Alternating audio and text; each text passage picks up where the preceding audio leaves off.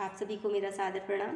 कल हमने गीता के 45वें श्लोक तक का पाठ समाप्त किया। आज हम गीता के 46वें श्लोक से प्रारंभ करेंगे।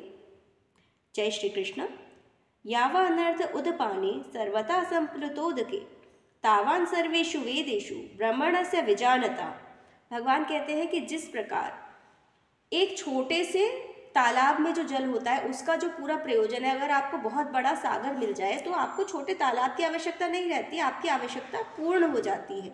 उसी प्रकार यदि आप वेदों का जो मूल ज्ञान है उसको समझ लेते हैं तो आपको उसके मूल ज्ञान को समझने के बाद जो है आपका जीवन का जो सारा उद्देश्य है, आपके जीवन का सारा तात्पर्य है वो पूर्ण हो जाता है, आपको वो समझ में आ जाता है। कर्मण्येवाधिकारस्ते मा फलेषु कदाचन माँ कर्म फल हेतुर्भु माते संगोस्त्व कर्मणि। भगवान कहते हैं कि आपका मनुष्य का जो अधिकार होता है वो अपने कर्म को करने पर होता है, उसका जो फल मिलेगा वो भगवान के हाथ में है, उस पर आपका अधिकार नहीं है। आपके कर्मों के अनुसार भगवान आपको अपने कर्मों का फल देंगे, तो आप अपने कर्म करने पे ध्यान दीजिए, उसके फल की इच्छा न रखिए। योगस्थः कुरु कर्माणि संगत्यक्ता धनंजय सिद्धि सिद्धियों समो भूत्वा समत्वम योग उच्यते। हे अर्जुन, जय और पराजय में आसक्ति छोड़कर सिर्फ अपना कर्म करो, युद्ध करो, तुम्हें विजय मिलेगी या पराजय होगी उसकी आसक्ति से अपना मन हटा लो। इसी को समता कर्म योग कहा जाता है। आप जय विजय अच्छे बुरे हर चीज में जब एक समान रहते हैं, इसी को समता योग कहा जाता है। दूरेण हैवरम कर्म बुद्धि योगा धनंजय बुद्धो शरणम अन्विच्छ कृपणा फल हेतवः।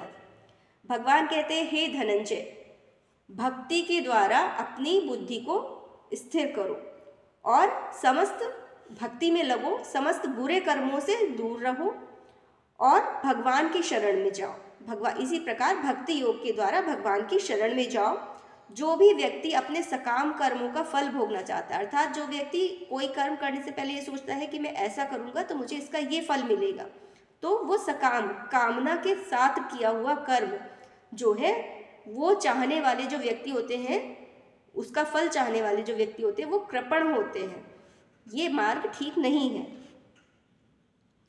बुद्धि युक्तो जहातीह उभे सुकृत दुष्कृते तस्माद् योगाय युज्यस्व योगः कर्मसु कौशलम। भगवान कहते हैं कि जो मनुष्य इसी जीवन में भक्ति में लग गया है और उसने अपने आप को, जब भक्ति में आप लग जाएंगे तो आप अच्छे बुरे कर्मों से अपने आप को दूर कर लेंगे, आपका मन भक्ति में लगा रहेगा, आप पे अच्छे बुरे कर्मों का प्रभाव नहीं होगा। अतः योग के लिए प्रयत्न करो, क्योंकि सारा कार्य कौशल यही है। आप योग भक्ति योग के लिए प्रयत्न करते रहिए, इसी से आपके जीवन का बेड़ा पार हो जाएगा। आज के लिए इतना ही। कल हम गीता के अगले श्लोक से अपना पाठ आरंभ करेंगे। तब तक के लिए धन्यवाद। वीडियो को लाइक और शेयर करें, चैनल को सब्सक्राइब करें और साथ बने रहें।